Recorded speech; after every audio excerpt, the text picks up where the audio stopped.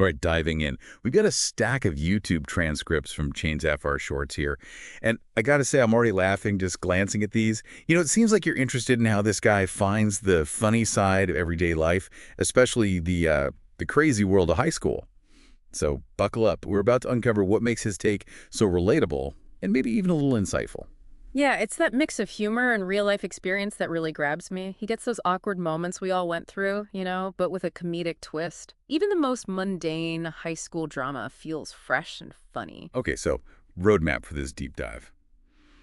We're hitting everything. Substitute teacher chaos, getting way too high. The strange world of the high school bathroom. Oh, and those super cringe middle school dating stories. Remember crushing on fictional characters. Yeah, we're going there. Yeah. And of course, the questionable logic of school drills. I'm really interested in his view on the high school scene itself. He's got a knack for spotting those distinct personalities, the ones that collapse in the hallways. Like he's got the PE sweat, the teacher's pet, the hot Cheeto girl, and even those NPCs. For those not in the know, NPC stands for Non-player character. It's a term, it's from video games. Describes those who just blend in, the background characters we all remember from our own high school days. So it's like he made his own hilarious high school classification system. But it's not just funny labels. He actually dives into how these personalities interact, the dynamics. Like remember that kid who walked a certain way? He Right. highlights those unique quirks that make high school so memorable. Yeah, it's like he's saying, beneath the labels, there's this need to stand out, to be an individual, even when the system's trying to put everyone in a box. And he's great at showing those extremes. He'll have the student freaking out about almost failing, next to the one complaining about a 98.5%. It makes you think about how high school, it magnifies those pressures, where even near perfect feels like failure. It really exposes that intense pressure cooker environment. Right. And speaking of pressure cookers, let's get to his take on the high school bathroom. He describes it as like a tiny version of high school itself. You could find anything in there, underground fight clubs to like impromptu Bible study. I mean, where else do you get that range of activities crammed into one space? It's interesting, right? The bathroom becomes this place where the usual rules, the social hierarchy, it doesn't apply. Like a petri dish of social experiments, Yeah. teenagers trying different things, away from the watchful eyes of authority. Now, onto the wild world of substitute teachers. ChainsFR shorts. He has some seriously funny stories about these temporary authority figures. Like he talks about the substitute who makes up attendance names, calling Jordan like Hansa and Juan like Jan. It's a reminder that subs, they often face this unique challenge, right? Maintaining control in a classroom where they haven't built any relationships. It's a recipe for some pretty absurd situations. Totally. Like the sub who tries to sell drugs to students in the parking lot. Like, come on. Claims it's for chemistry with neuroscience. Or the one with the crazy rules about the bathroom, almost causing a student to, have an accident. It's funny because it's so outlandish, but it also points to those power dynamics, in a classroom setting. It really highlights how students see authority, especially when it feels random or like out of touch with their basic needs. Talking about those awkward years, let's shift to middle school. Remember all that mayhem? ChainsFR shorts. He captures that awkward phase perfectly. He tells this story about a student who accidentally calls the teacher mommy. Like, so relatable. It's that blur between childhood and adolescence that we all went through in middle school. You're figuring out who you are, but you're still clinging to those bits of childhood. Yeah, a period of rapid development, both physical and emotional, leads to some truly cringeworthy moments. Looking back, you laugh or maybe shudder. He's great at making fun of his own middle school experiences, too. Talks about those awkward first attempts at dating, like head over heels for this girl who only showed affection by beating him up, or his first time greening out. Yeah. Having a really intense, often not so fun experience after too much cannabis.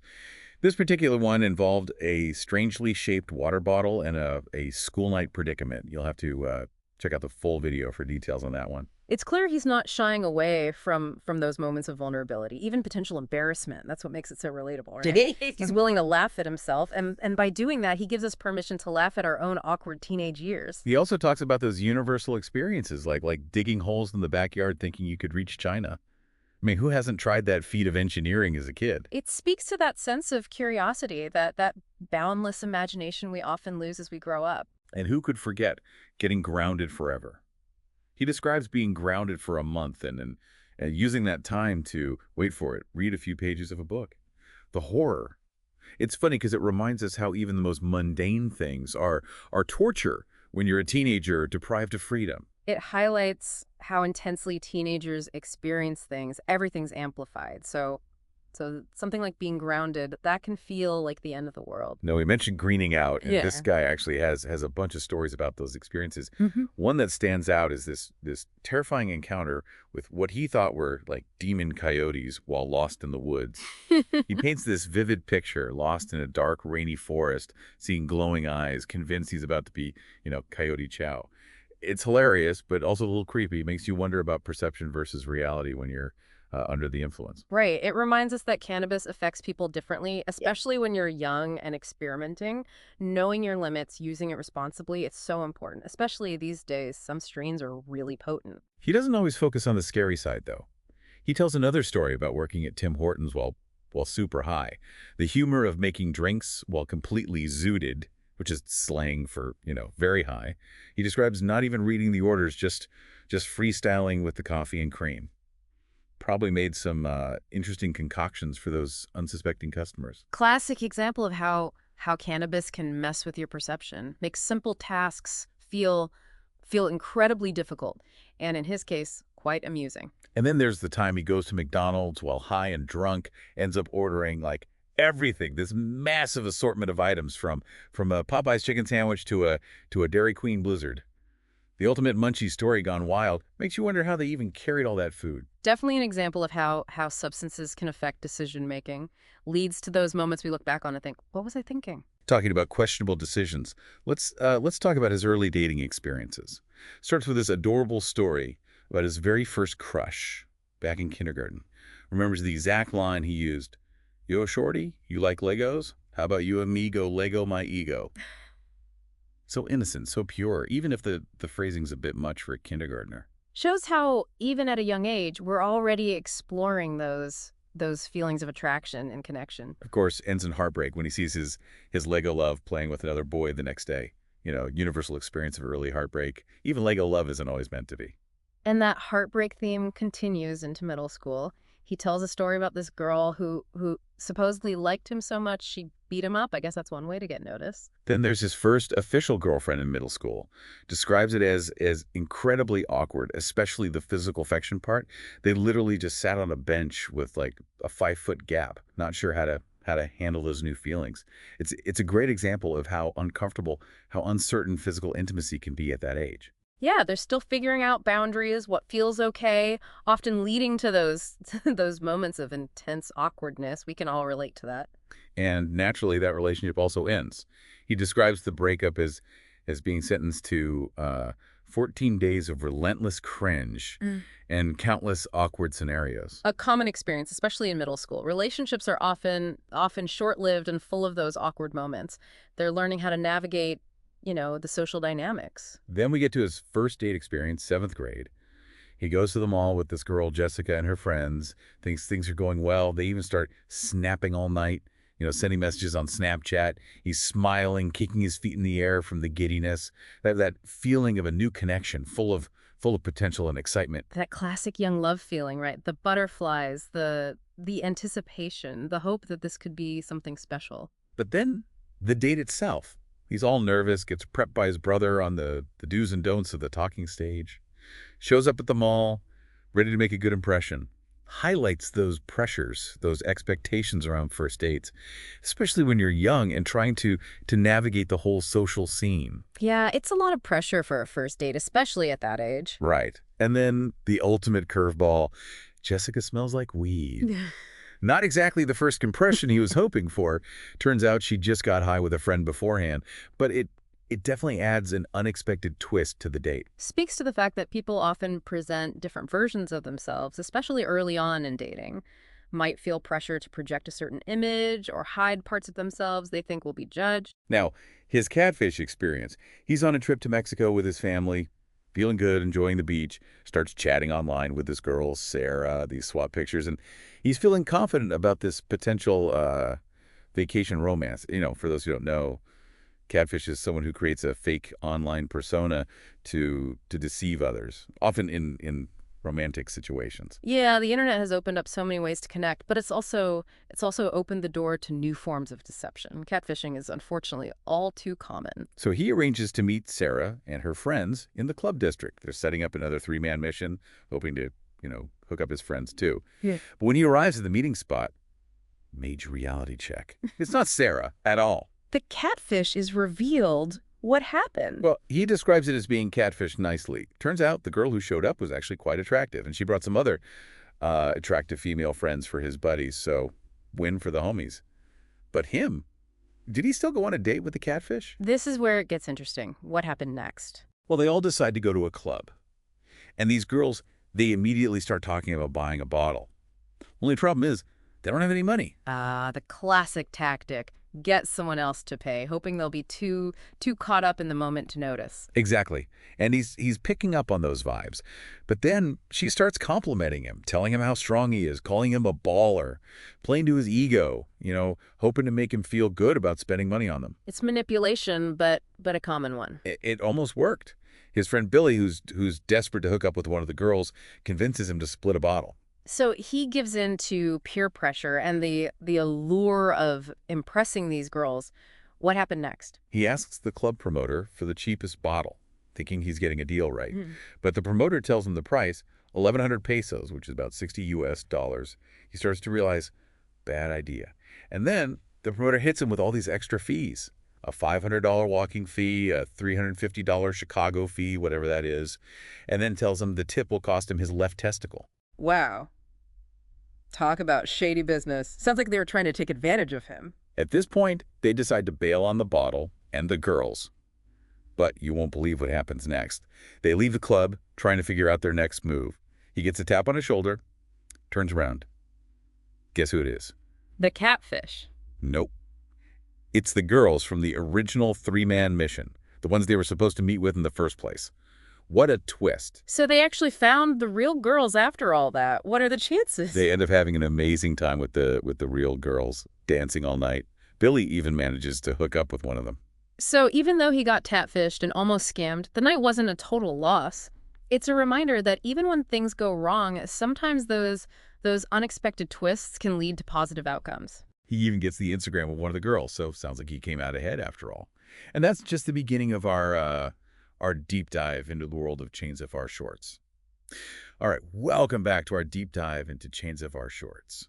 Before we took a break, we were talking about, awkward first dates and those catfishing mishaps. But this guy, he doesn't just comment on the social scene. He takes aim at, the whole structure of high school itself. One thing that really stood out to me was his take on school drills. Yeah, it's interesting how he uses humor to question those routines we just accept as part of school, right? He wonders if they actually prepare us for emergencies or if they're just elaborate performances, like they're trying to give us a false sense of security. He starts with fire drills. Seems pretty straightforward, right? Yeah. Okay. But he doesn't get the whole single file alphabetical line thing. He'd rather just jump out the window if there was a real fire. Funny, but it points to that tension between blindly following rules and using common sense in a crisis. Exactly. And then he gets to lockdown drills, which he finds even more ridiculous. He describes them as, telling the opposition your exact game plan. Lock the doors, lights off, huddle in a corner. That's going to stop a shooter who's already inside. It raises a good question about how effective these drills actually are. They might make us feel prepared, but do they really truly equip students to handle, a real active shooter situation? It's a debate worth having. Right. He even jokes that the shooter's probably already in the classroom, so hiding is pointless. And then there are earthquake drills. Everyone under their desks, counting, that's going to stop the ground from shaking. He says 12 years later, they were still counting. It's a funny way to point out how absurd some of these drills are.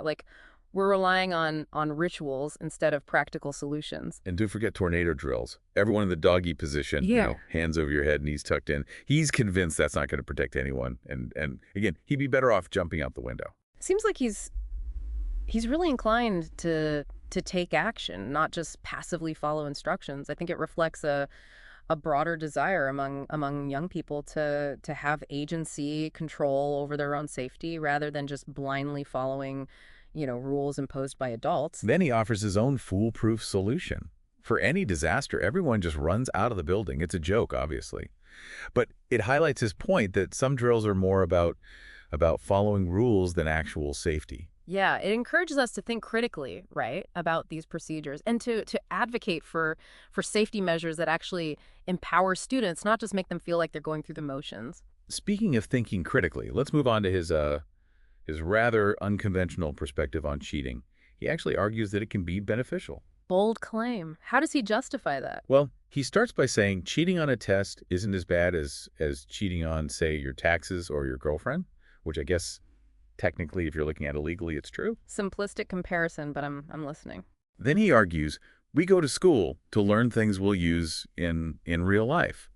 And most of us, we probably won't be using trigonometry every day, but we will be using creative thinking, communication, social awareness, logic, reasoning, skills that he thinks you develop through, get this, cheating. Thought-provoking, but I wouldn't condone academic dishonesty. He's basically saying cheating, when done cleverly, it requires ingenuity, resourcefulness, skills that could be, applied in other more ethical situations. Right. He even says cheating can lead to better grades, which makes teachers feel good, makes parents think they didn't raise a dumbass. Win-win for everyone, except maybe the student's actual learning. Yeah, he's definitely overlooking the ethical part, the potential long-term consequences. Building knowledge is crucial, and taking shortcuts just undermines your education. He acknowledges those consequences, though. He shares a story about getting caught cheating on a math test, ninth grade. They had this whole system, one friend peeking at another's test, relaying answers, acing everything until the polynomials test, completely lost. So their system wasn't foolproof. Cheating can backfire. Relying on shortcuts doesn't lead to real understanding. Totally. And he also talks about getting busted cheating on his driver's test, even though he says he was driving fine. Blames it on the examiner being in a bad mood because of a donut deficiency. Hilarious how he rationalizes it by blaming external factors. Classic deflection. Oh, totally. But even with those setbacks, he still kind of thinks cheating can be beneficial as long as you don't get caught, which is pretty risky. Important to remember, he's being comedic, not necessarily advocating for dishonesty. It's to entertain, provoke thought, not encourage bad behavior. Now, we talked about his observations of different personalities in high school earlier. He goes deeper into how, even though everyone's experience is unique, there are certain types you're bound to encounter. Like he's made this social taxonomy of high school, each character with a specific role in the ecosystem. Curious to hear who makes the cut in his taxonomy. Oh, he's got them all. The PE sweat, the nerd, the strict teacher everyone avoids, the teacher's pet, the Redditor, always lurking on forums, the predator, which is a bit concerning, the chill teacher everyone loves, the plug slang for a drug dealer, the stoner, the kid who walks a certain way, the class clown, the band kid, the kid who never shows up, the hot Cheeto girl, the sexy kid who just gets all the attention, the bathroom fiend, the student who freaks out about almost failing, the fighter, the anime kid, and of course the ever-present NPCs. Pretty comprehensive list. Captures the diversity of high school. Fascinating how he uses humor to categorize them, but he does more than just label. He digs into how they act, how they interact, gives specific examples that really bring them to life. Right, like he contrasts the student freaking out about a 51% with the one complaining about a 98.5%. Yeah. Highlights those different approaches to academics, that pressure to see that just permeates high school. Speaks to how achievement is perceived, measured in high school, too. For some, anything less than perfect is failing. Others are just happy to pass, like a microcosm of how we internalize and react to societal pressures. He also talks about the bathroom fiend. Seems to be his term for someone who spends way too much time in there, potentially doing things that wouldn't fly in the classroom. He claims only 1 in 30 kids actually uses the bathroom to, use the bathroom. Leaves a lot of room for speculation about what's happening in those stalls. Interesting. He sees the bathroom as this secret hub of activity, a place where the school's social norms are suspended. Reminds us that teenagers are always looking for spaces to connect, to explore, to challenge those boundaries set by the adult world. And what better place than the relative privacy of a bathroom? Right. He mentions fight clubs, drug rings, even Bible studies going on in there, like a little version of the whole high school world. All its complexities and contradictions. Sounds like a fertile ground for anthropological observation. Totally. Now, back to his personal experiences. We got to delve into his stories about getting high. He's got this love-hate relationship with cannabis. Shows both the hilarious and the scary sides of being under the influence. Right. It's a reminder that cannabis has a wide range of effects, good and bad. Especially important for young people to be aware of those effects and to use it responsibly, if they choose to use it at all. One of his craziest stories involves getting chased by what he thought were like demon coyotes in the woods. Mm-hmm. After smoking with friends, obviously. He described seeing glowing red eyes in the bushes, totally convinced they were about to be, eaten alive. It's funny and terrifying at the same time. Makes you wonder about that line between what's real and what's not when you're high. Sounds like classic cannabis-induced paranoia amplified by the darkness and being alone in the woods. He also shares this story about accidentally getting way too high on edibles before a family thing. Proceeds to roast his whole family, including his grandma's mac and cheese. Oh no, that's taking it a little too far. What happened? Well, he says he felt super guilty after, but the upside was everyone stopped making fun of him after that, so he figures it was worth it. Not sure if they ever figured out he was high, but it definitely changed the family dynamic unexpectedly. Like he accidentally used this outrageous substance-fueled outburst to shift things, maybe reveal some underlying tensions or insecurities. Interesting how those unintended consequences can sometimes lead to positive outcomes. Then there's his experience working at Tim Hortons while high. He describes his brain just shutting off, couldn't even read the orders, just freestyling with the coffee and cream. Probably made some pretty strange drinks for those customers. Great example of how cannabis can impair your thinking. Makes even simple things seem really hard. Definitely not a state you want to be in when you're handling food and drinks for the public. He even admits to making a huge mess, being a terrible employee overall, not glorifying it, but he's definitely using humor to show the not-so-glamorous side of being high. It's refreshing, that honesty about the not-so-great experiences, instead of just focusing on the fun, carefree part of cannabis use. He does offer some tips for anyone who might find themselves too high. Recommends drinking tons of water, sniffing peppercorns, not sure how that works, and hitting a CBD pen. Actually, those are some legit strategies. Water helps flush out toxins. Peppercorns have this compound that can counteract some of the THC effects. And CBD is known to have calming effects, can help with anxiety and paranoia. He also warns against doing certain things while high, like calling an ambulance, eating oranges, who knew, starting a fire, or operating heavy machinery.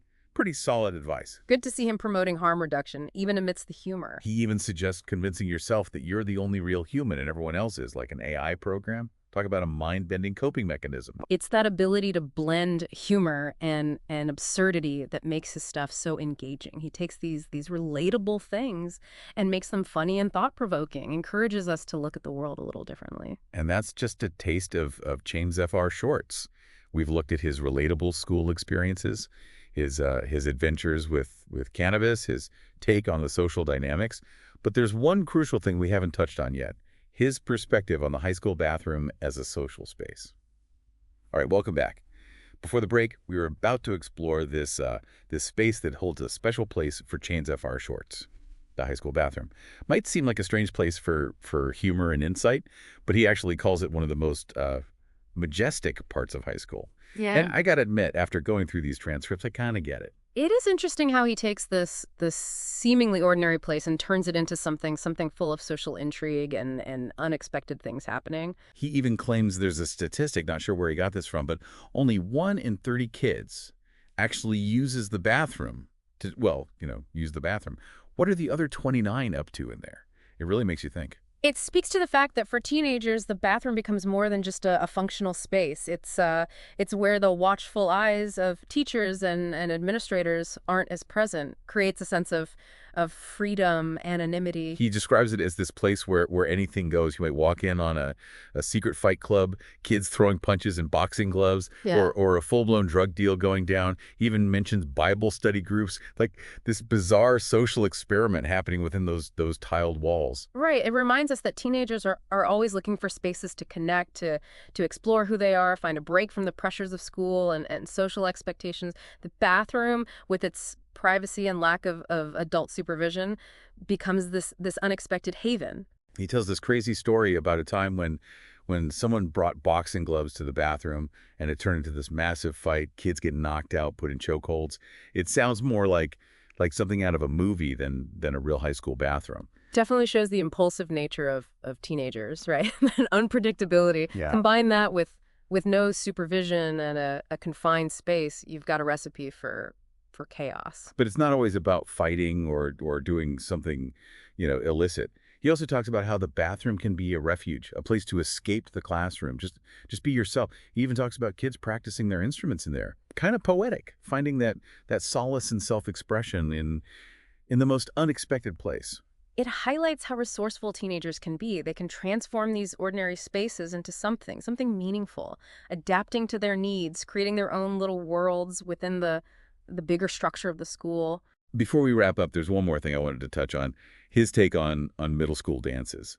He calls them the most awkward thing on the face of this planet, and I think most of us can relate to that feeling of dread and anticipation. Yeah, middle school dances, a rite of passage, right, full of those awkward moments that make us cringe years later. Social anxieties are at their peak, trying to navigate those interactions with the opposite sex. It can feel like a minefield. He points out you're basically taking a bunch of self-conscious, prepubescent kids, blasting music, and expecting them to just know how to dance, how to interact. What could go wrong? Recipe for disaster. But it's also a vital part of growing up socially. Those dances, they give teenagers a space to practice their social skills, learn how to deal with those early romantic encounters, figure out where they fit in. He hilariously breaks down those different age groups and their approach to the dance floor.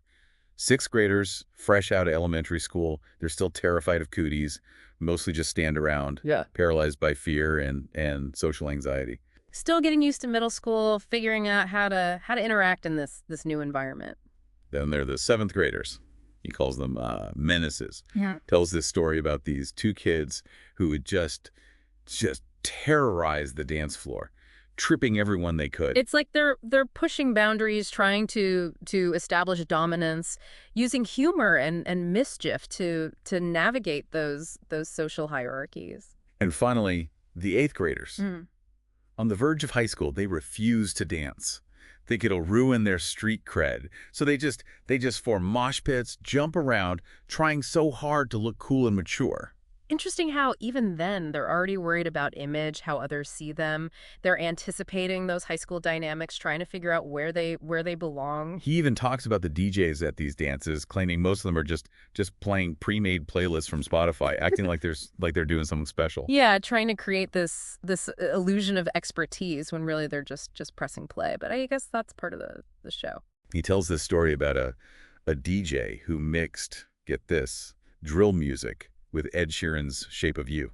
What a musical abomination. That's definitely a musical experience that would stick with you. Maybe not in a good way. Well, I think that about wraps up our deep dive into the world of ChainsFR shorts. We've explored his unique perspective on high school life, from those hilarious observations about substitute teachers and school drills to those more personal reflections on those awkward middle school years and the social maze of the high school bathroom. What really strikes me about his content is that willingness to be vulnerable, to be himself. He doesn't shy away from those awkward moments, those embarrassing moments. He embraces them with humor and self-awareness, reminds us that it's okay to laugh at ourselves, to find the funny side of those universal experiences. And I think that's a powerful message for anyone, no matter how old you are. Life is full of those cringeworthy moments, and sometimes the best way to deal with them is to find the humor in it all. So when you go back and watch these videos, think about what sticks with you, what memories come up. What does his comedic take on high school say about being human? Until next time, happy diving.